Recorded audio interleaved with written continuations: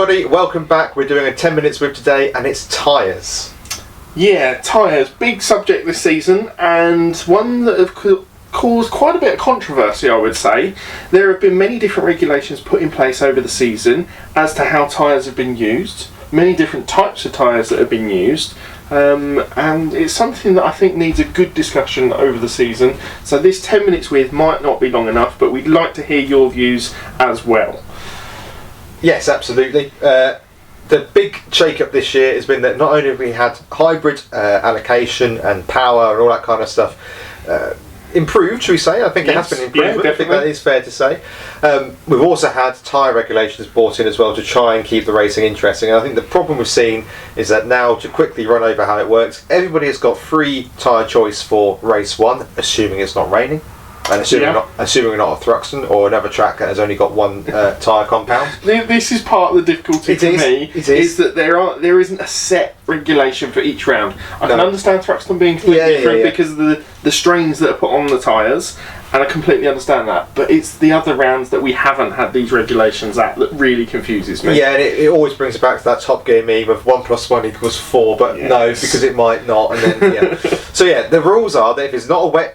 A mandated wet race or Thruxton or somewhere else there's only one tyre compound. Race 1, you're free to pick whatever tyre you want. Yep.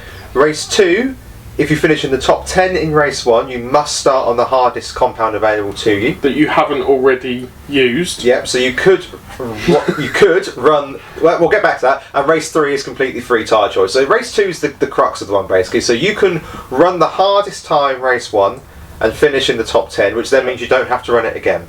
You could run the softest tyre in race 1, finish in the top 10, and then you have to run the hard tyre.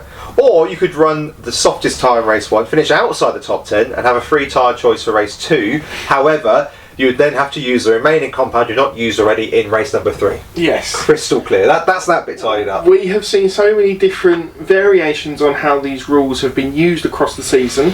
Some to benefit drivers, some that really haven't, and some questionable choices in between times. Halstead being one of them for the last round where he ran a hard tyre from the back, and we'll get to that later. Croft, for me, was the point where you really looked at it as it not working, because there was effectively two classes in the Croft second race, which was soft versus hard tyres. Importantly, it was that biggest variation from the softest tyre to the hardest. There are tracks where we run a soft tyre and a medium tyre, where we don't get as big a variation, but there is still that split. I think that one's fine. I think soft and medium is fine. I think the problem you have is if you run the softest and the hardest, and you just create too big a chasm, particularly for the hybrid as well. So everyone who's finished outside the top 10 is effectively got full hybrid and likely to be running softs. Yep. Likely. And then you get racetracks like we had earlier this year at Snetterton, where you had to run all three. Yeah, which is absolutely nonsense. Although the rain helped stop that. So you're going to hate my suggestion then. I am going to hate that suggestion. We will come up with suggestions of our own. But yeah, there have been so many different combinations across the season. I don't think you need... basically, this is my conspiracy theory. Here we go. I don't think anybody realised or thought the hybrid would be as powerful or game-changing as it has been this season. They were expecting it to be, more power, but work just as ineffectively as it did last season, which it certainly hasn't. And I think they brought the tyres in to compensate that in case the hybrid wasn't right again. But actually, this is just my conspiracy, is that the hybrid has exceeded all expectations. But of course, you can't stop a regulation halfway through a season unless it's unsafe or something like that. And it's not what we're seeing isn't unsafe. Unsafe or unsporting. What we're seeing isn't unsafe or unsporting. It's just a bit of a nightmare. But I think that's what's happened here, is that they weren't expecting the hybrid to be as good as it has been. And nor were you. No. I think we've all been pleasantly surprised by how well the hybrid system has been implemented this season. I've retired the meme. But I do think there is a possibility of running with different tyre compounds across a weekend, from my point of view. I don't mind running different compounds. I just think that all three is a nonsense, because you're making it a bit of a lottery to how things work. Okay. And then softest and hardest is a nonsense, because there's too big a discrepancy between the two. I'm quite happy to run soft and medium. However... Or medium and hard. Yeah, or medium and hard, yeah. However, I don't like the fact that one's got to be taken in a particular race. I think allow free choice. That is exactly the point that I was going to get to. I think having three different tyre compounds across the weekend, you have to work out the tactics of how you're going to work your weekend with a lot more finesse. If you're going to run 3 tyre compounds, but take away that regulation of having to run the hardest one in race 2. I don't think it needs it with the amount of hybrid impact we've got now, and the way the grid is smaller as well. Yeah, and in fairness to the rule makers, they wouldn't have anticipated it. Well, I know Alan Gow's been dreaming about this for years, but they likely wouldn't have anticipated such a small grid. Yeah. I don't think you need all 3, personally. I don't think you need all 3 tyre compounds. I think the hybrid is causing enough of an upset that having all 3 is just an unnecessary headache.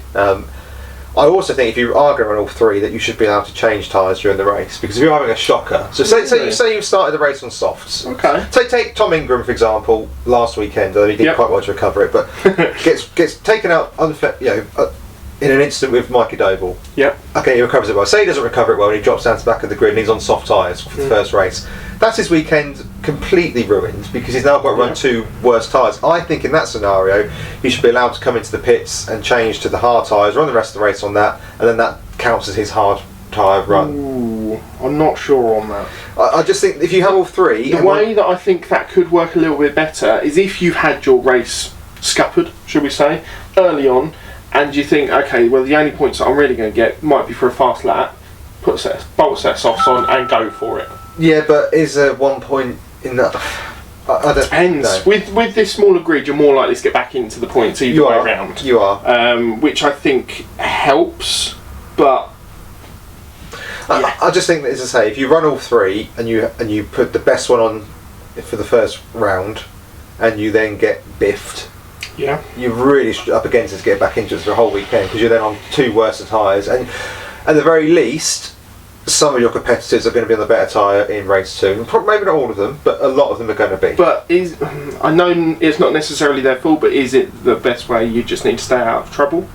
I mean, it's not like take the Ingram scenario again. No, it's not like he could have just stayed out of trouble from an out of control Mikey Doble. Yeah.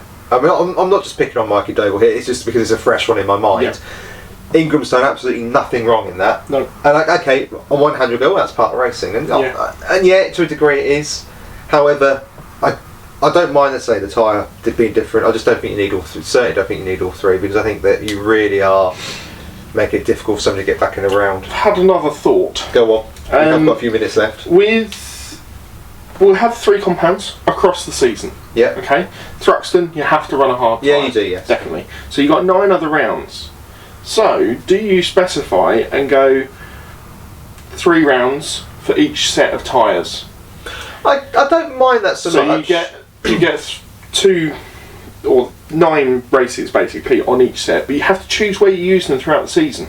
I don't mind that and you so have much. to set that before the season starts. I don't mind that so much. The only thing I'd say about that is that you are asking teams to predict touring cars, which is really difficult. Yeah. And again, there could be a lot of tactics implemented in that. If you're going into the final round and you know you need to make up a deficit in the championship, you know you've still got your soft tyre. But you won't know at the start of the season. But you could want to put yourself in that situation and run the soft tyres towards the end of the season and put yourself in a better position. It's all about how much you can limit the damage at the start of the season if you were to just run harder tyres. I don't mind that I don't mind that principle is tactic. My only comeback would be is that I don't want to see a championship won purely by luck rather than and a big portion. I don't think it would be down to luck. I think it would be down to skill and talent as to how well someone can drive on a harder tyre. Yeah, but there is also an element of luck. If you've allocated those harder tyres that weekend, you have a shocker because of the way touring cars works. Yeah.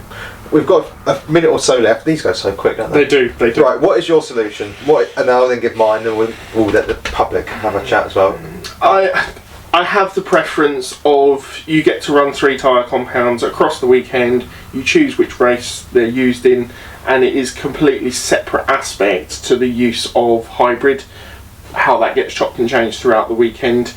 Obviously, you still got to deal with the reverse grid in race 3. I still think that works quite nicely.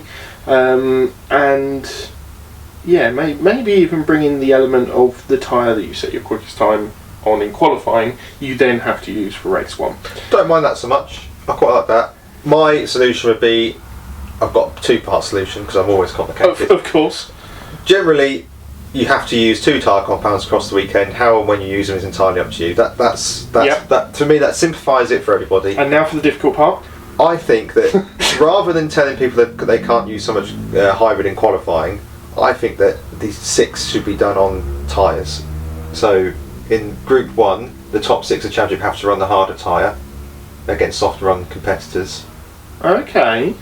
It didn't F1 do this for a while? They were going to bring this. I don't think so. No. No. I'd like to see more tyres being used in qualifying personally. And I'd like to see a way that can be brought in. So whether that's not hard to soft because you never get out of the top 6, the first group. But I'd quite like to see maybe in the middle sector that you have to the top, rather than punishing on hybrid, they have to run the harder tyre in qualifying. The only thing that I would say, and it's going to be a conscious thing for the championship as a whole, is obviously using enough tyres to make it competitive across the season, but not using or having to bring so many that it then becomes a cost issue, especially for those smaller teams. Yeah, that's fair. Although you'd also argue that the smaller teams, with respect, Chris Smiley, as an example, isn't going to be leading the championship and therefore should always have a free tyre choice. That is true. I just think that, rather than punish the hybrid or reduce the hybrid, let's actually get some different tyres on it. But you make a very fair point that the hybrid doesn't cost anything apart from the initial install. You are right. Keeping costs down for teams is of course very important, particularly in the current era of racing. Absolutely agree. Yeah, there are plenty of ways to go about it, but do let us know what your thoughts are, whether you agree with my side, whether you agree with Russell's. It's probably going to be somewhere in the middle, or you may have a brand new idea yourself, but we would love to hear it in the comments below. Yeah, or you might think it's not a problem. Maybe we've just wasted 10 minutes of your life, which is a possibility, but hey, we had good fun making it. But yeah, if you haven't already, make sure that you subscribe, get the bell on below, do leave a comment. We love to see them, and other people love to read them as well, to see what everyone's thoughts are on these issues. Yeah, we will be doing a little bit more content between now and Silverstone, possibly another 10-minute with, or maybe a top 5. We'll decide how the wind takes us. Then I'll say Silverstone in a couple of weeks' time. Preview and review as normal. We'll probably then do a season finale preview as well, going into Brands Hatch in October. Yep. But until then, keep safe, keep smiling, and thanks for listening. Bye bye.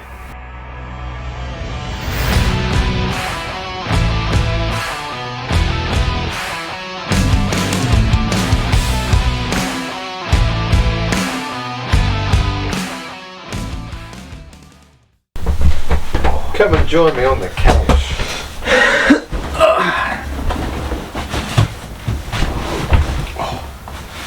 Smooth. Do you know what we were talking about today?